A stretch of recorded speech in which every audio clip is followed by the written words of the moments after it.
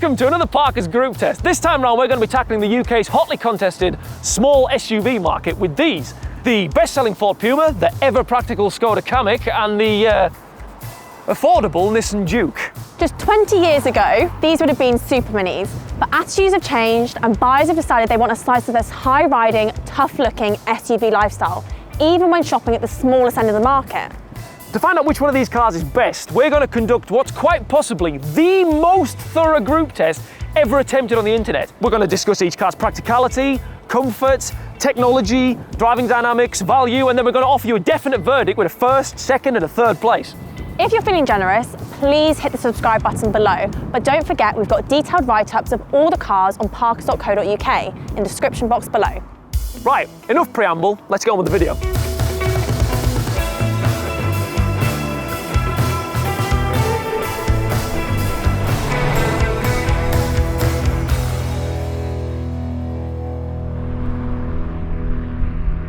We'll start with the nation's favourite SUV, the Ford Puma. I mean, this has long been the darling of all the car magazines, primarily because it shares its underpinnings with the Fiesta Super Mini, which is sadly no longer with us. But that means it's fantastic to drive. It is good. Every Puma now comes with a 1-litre 3-cylinder petrol engine, which, despite its milk carton displacement, produces a hell of a lot of power. You can either have it with 125 horsepower or 155 horsepower like we've got in this one. And they're plenty fast enough. I mean, the former will get from 0 to 62 in 9.9 seconds, while the latter takes 8.6. And it's got tons of grunt in the mid-range too. I mean, watch.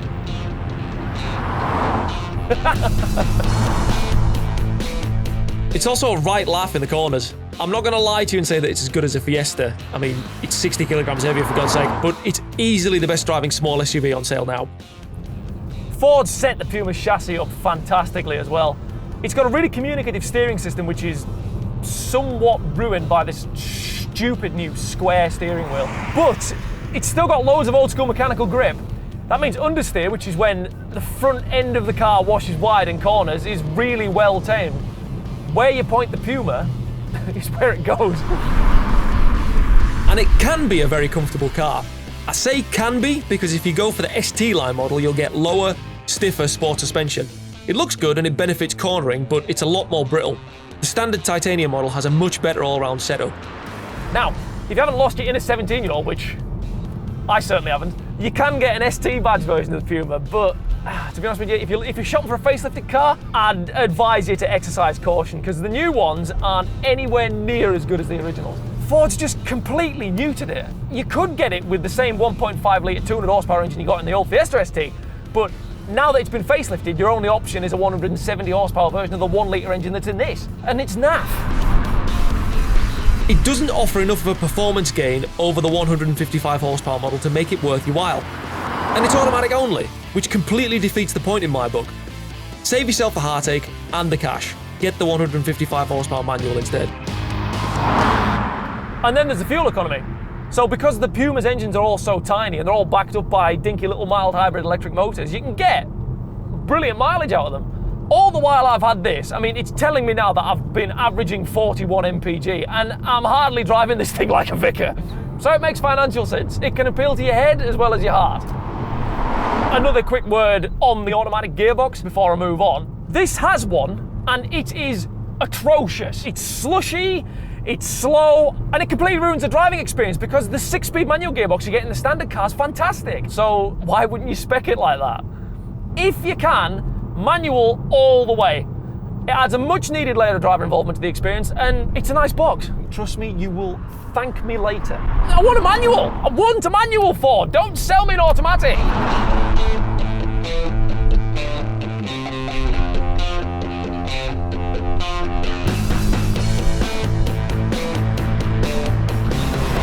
Next up, we've got the Skoda Kamiq. Now, this thing won the Parker's Best Small Family Car of the Year award for its blend of practicality, comfort, driving dynamics, value for money and fuel economy. It's a proper jack of all trades. You used to be able to spec your Kamiq with a 1.6-litre diesel engine, but Skoda binned that one off a few years ago due to low demand. Now, you can choose between a 1-litre 3-cylinder petrol with either 95 or 116 horsepower, or a 1.5-litre 4-cylinder with 150 horsepower, like what I'm driving today. The 95 horsepower one, that's a bit gutless. The 116 horsepower model's got just enough poke to get out of its own way, but if you want the best option, you should get the 1.5 litre that's in this, because it's got a lot more torque down low, and that means you don't need to thrash it as hard on the motorway just to do the speed limit. And because you're not hammering it all day, you can still get decent fuel economy. I mean, drive it gently and it'll return 45 mpg, easy. It's decent. But it's the driving experience that surprised me the most. For something so unashamedly practical, the Kamiq really isn't half bad. Granted, it won't get your skirt fluttering in the same way as the Puma, but it doesn't bore you to tears either. Skoda's balanced agility and comfort well, tuning the Kamiq's personality to sit neatly between the sharper Seat Arona and the more comfortable Volkswagen T-Cross, both of which it shares its underpinning with. The steering is quite light, but it is also very sharp and very direct, which is more than can be said of rivals like the Nissan Juke and the Hyundai Bayon. Plus, because you haven't got a hybrid system getting in the way on the powertrain, the brakes are sharp right at the top of the pedal, and that means they're really predictable. It rolls about a bit more than the Ford Puma in the corners, but the trade-off for that is greater compliancy when you're not driving like a complete muppet. In fact, of the three cars, this is by far the most comfortable one to cover long distances in. It's very relaxing on the motorway. If you want the best Kamiq, my advice to you would be to avoid one with Skoda's optional sport suspension. It sits the car 15mm close to the tarmac, which means it's a little more stable under quick changes of direction. But the extra travel you get with the standard setup is far more beneficial in my book. Final complaint, and then I'll move on. It's this manual gearbox. It's about as precise as a blind hitman. And if you're a keen driver, that's going to annoy you no end. So, you're probably going to be better off with the Puma. Don't get me wrong, that's by no means bad enough to ruin the experience. The Kamiq's still a great little car to drive, and there are far, far worse options out there, as I'm about to tell you.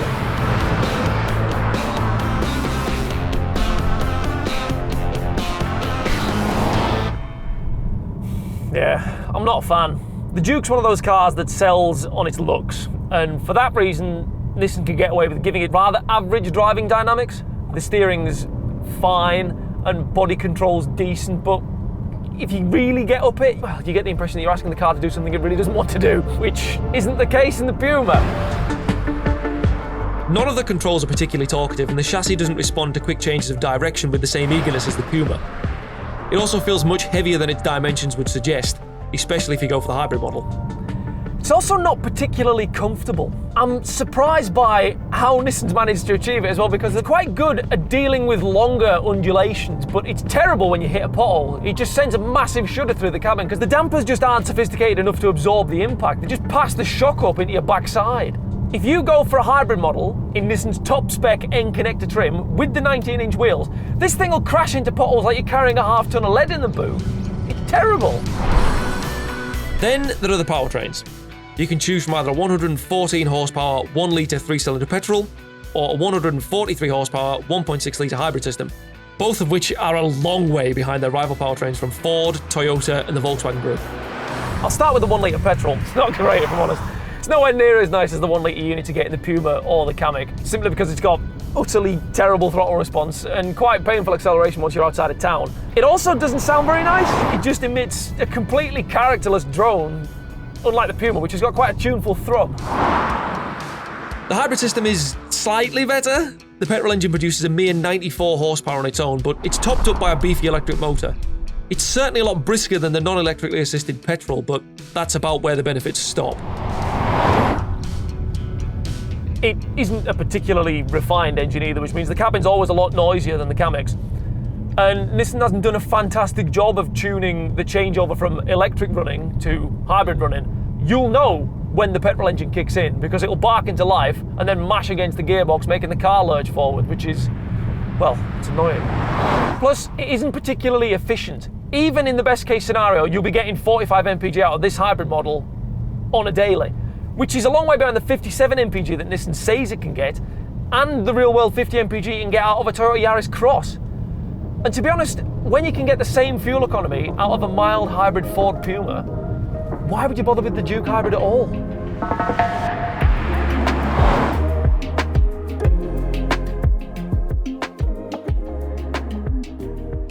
Right, so let's talk interiors. This is where a car can really win you over or completely put you off. So let's start with 2024's best-selling car, the Ford Puma. Last year, the car was designed with a more minimal, streamlined look in mind, but honestly, it's fairly uninspiring. Don't get me wrong, the build quality is reasonably good, but there's not much flair here. The cabin is dominated by black plastics, some soft, some on the scratchy side, but there's not much in the way of colour to break it all up. That said, if you opt for the ST Line X model, which we're in today, you do get some red stitching to liven things up. The centre point of the cabin is a 12-inch infotainment screen running on Ford's Sync 4 software. And honestly, it's a game changer. Bright, super easy to read, and with a simple interface that makes navigating through menus easy. The sat-nav in particular is a standout feature. It's super intuitive to use, and cancelling a route on the move is no hassle at all. And if you're more of an Apple or Android fan, no worries, you get wireless phone mirroring as standard. However, you need to pay extra for a wireless charger, which kind of defeats the point of tech in my book. Now, let's talk about this steering wheel. It's absolutely huge. More often than not, we found ourselves sticking to the classic 9 and 3 position, which is not exactly what you want in a small SUV. It's not very comfortable. The driving position is spot on, with plenty of adjustment in both the seat and steering wheel, meaning you're unlikely to cramp up on long motorway journeys. Plus, the seat has excellent height adjustment, so drivers of all sizes should get a decent view out. There's one small issue though. The standard Puma's seat base doesn't tilt. It's a little too short for taller drivers to get the proper support under their thighs that they need whilst driving. But if you're after more comfort, the ST Line model comes with adjustable bases and side support. If you have a taste for the finer things in life, you can even specify your Puma with massaging seats by splashing the cash on Ford's Vignale option pack. The Ford Puma definitely delivers on comfort and tech, but let's see how it compares to the Skoda Kamiq and the Nissan Juke. And straight away, Kamiq keeps things simple, but in a good way. The dashboard is clean, easy to use, and nothing feels overcomplicated. You've got soft touch plastics in all the right places, so it doesn't feel cheap, but it's not exactly fancy either. More functional than flashy, but hey, that's kind of Skoda's thing. This might sound a bit old-fashioned, but Skoda's listened to customer feedback and decided to keep the climate control buttons. No more digging through a touchscreen just to change the temperature. Way easier if you ask me. You still get a decent-sized touchscreen, 8.25 inches as standard, or a bigger 9.2-inch one if you go for the SEL or Monte Carlo trims. It's an evolution of Skoda's older system, so you still get touch-sensitive shortcut buttons, but it now has sharper graphics, updated menus, and handy online services like live traffic and weather updates. Plus, like the Puma, it comes with wireless Apple CarPlay and Android Auto, a first for Skoda, and it even comes with a digital assistant called Laura. The screen is clear, easy to use, and honestly way better than what you get in VW and Seat models. Skoda just gets comfort. It doesn't feel like a cut-price Volkswagen. The seats are properly cushioned and supportive, so no one's stuck with an uncomfortable ride. And lumbar support? Well, it's standard across the range, but I'll let Luke take you through the rear seat comfort in more detail later in the video. The Kamiq keeps things simple and practical, focused on comfort and ease of use. It's not trying to be overly flashy, but for something that's just designed to haul around your family comfortably, that's maybe not such a bad thing. The Juke borrows some interior design from the now-deceased Micra. You get a similar strip of faux leather or fabric running across the dashboard, door trims and centre console. It doesn't look bad at face value, but you'll find cheaper, scratchy plastics the more you look.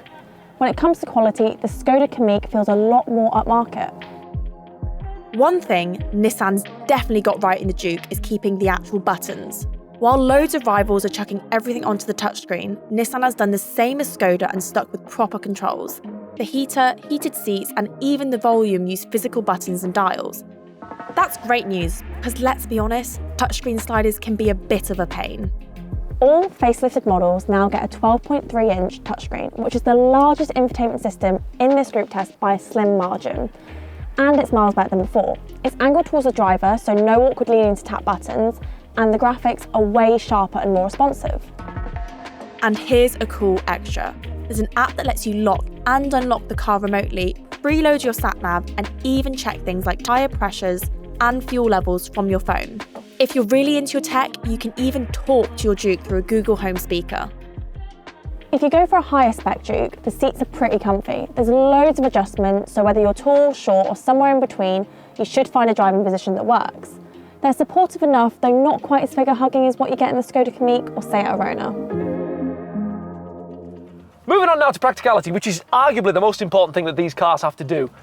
Space back here is pretty average for the class, not quite as spacious as the Kamiq, but still not bad. I mean, I'm 6 foot tall, I've got about an inch of space between my knees and the seat head, which is fine.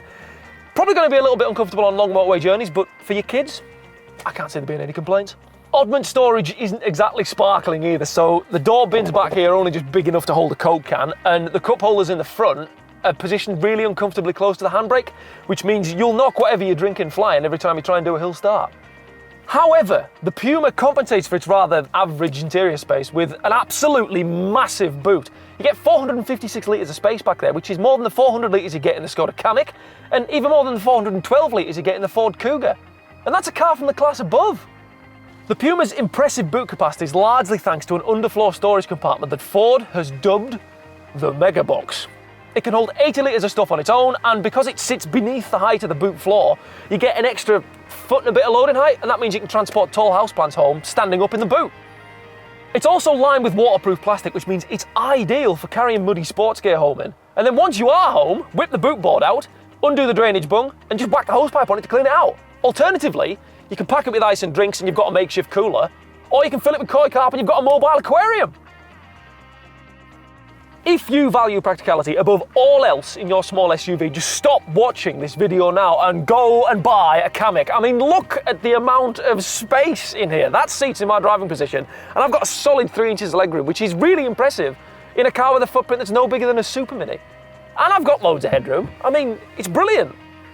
As I've said, boot space is a bit less impressive than the Pumas at 400 litres, but to be fair, that's still bigger than most of the cars in the class.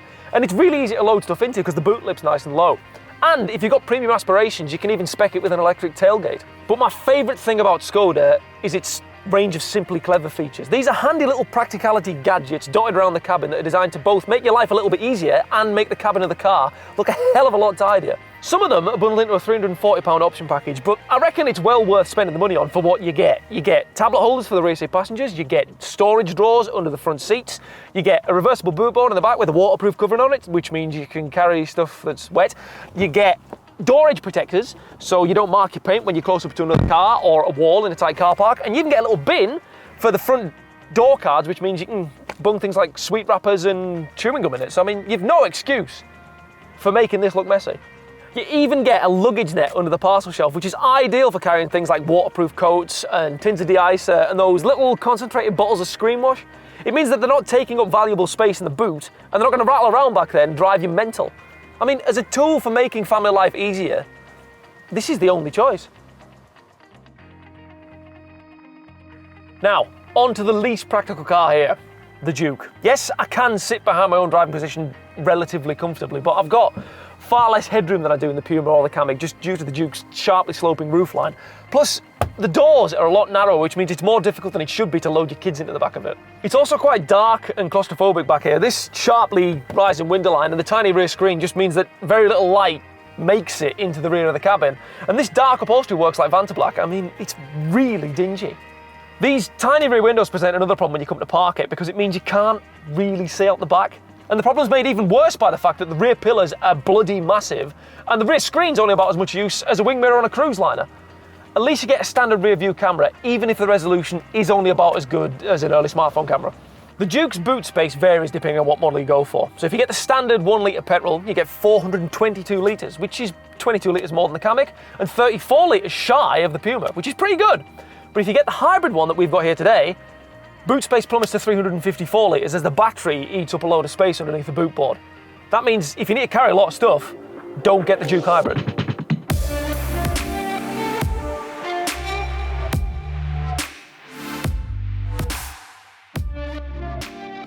The entry-level Ford Puma kicks off at £26,350, and for that you get 17-inch alloys, LED headlights, a reversing camera, climate control, and cruise control with intelligent speed assist and heated windscreens for those frosty mornings. The 155 horsepower automatic ST Line X, which we're in today, will set you back £31,350, making it the most expensive car here in terms of cash. Because it's only one rung beneath the top spec ST, it comes with a few more premium touches, like a wireless charging pad and a power folding heated mirrors that even project a little Puma logo onto the tarmac. In terms of leasing, the Puma is pretty good value. It's the middle option of the cars we have here today. At the time of recording, the cheapest 36-month leasing deal we could find cost a shade under £220 per month. That was for an ST line model with roughly 2,600 down and annual mileage cap of 5,000 miles. Just bear in mind, these prices will fluctuate over the coming months. On to the Kamiq. Prices for the entry-level SE trim start from £24,755. That makes it around £1,600 cheaper than the base spec Puma. So, if you're buying a small SUV with cash, the Kamiq has the edge. Despite being cheaper, you don't sacrifice a lot of equipment. Like the Puma, you still get 17-inch alloy wheels, LED headlights, a reversing camera, climate control, cruise control and lane assist, but you also get a metallic paint as standard. The SEL edition we're filming today has a starting price of £27,900. It comes with a few extra features including 18-inch alloy wheels, heated front seats and rear parking sensors, and you also get some chrome trim on the exterior, giving it a classier feel. Strangely, the Kamiq is the most expensive car here to lease. At the time of filming, the cheapest 36-month leasing deal we could find would set you back £226 per month. That was with around £2,700 down and an annual mileage cap of 5,000 miles. Granted, that's only a little bit more expensive than the Puma, but when you're on a tight budget, every penny counts. The Juke is the cheapest car here to buy with cash by a considerable margin. Prices start from just £23,500. However, it's worth mentioning that the price is for the 1 litre petrol model. If you want a hybrid engine, you'll need to spend at least £25,500, but that's still £850 less than the most basic Puma. And you're getting a hybrid powertrain and an automatic gearbox rather than a mild hybrid and a manual. Standard kit includes 17-inch alloy wheels, wireless Android Auto and Apple CarPlay, a rear view camera, cruise control and lane assist. You do sacrifice the Puma and the Kamiq's climate control systems for manual air conditioning systems. There's nothing particularly special about the Juke spec though. It's also the cheapest car to lease. The least expensive 1 litre petrol model we could find cost just £163 per month on a 36-month lease with less than £2,000 down. The hybrid model is still a lot more expensive, but it's still less than the cheapest Puma and Kamiq. Prices start from around £210 per month with a £2,500 down on a 36-month leasing deal with 5,000 annual mileage cap. On balance though, I'd rather spend a little bit more money on the Kamiq and get a far nicer car. The Juke simply doesn't feel as good as value. Now, onto the all-important verdict. And we're afraid the Juke is languishing in third place. It's the least practical car here with the poorest range of engines and the least inspiring driving dynamics. It also doesn't ride especially well and the cabin quality is rather disappointing. Its only saving grace is that it's cheap. The fact you can get a base model for less than £200 per month probably explains why they're so popular. The Puma's in second place, which is surprising considering this was the Parker's Small Family Car of the Year back in 2023. But its recent facelift has made it far worse. It's still good fun to drive in manual form and you still get Ford's fantastically spacious megabox boot. But the new interior feels like a step backwards, both in build quality and usability. That fresh infotainment system also looks like a complete afterthought, and the new touchscreen climate controls are irksome every time you need to use them.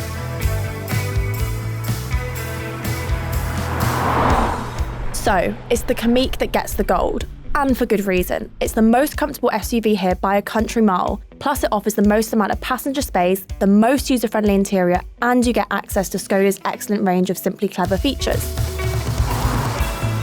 It's also great value for money, especially if you're buying it with cash. The finance deals are slightly more expensive than the Pumas, but we reckon you can justify it for extra versatility. And to top it off, it's even quite good to drive. For us, it's a clear win for the Kamiq. But what do you make of our verdict? Do you agree with us? Let us know in the comments section below.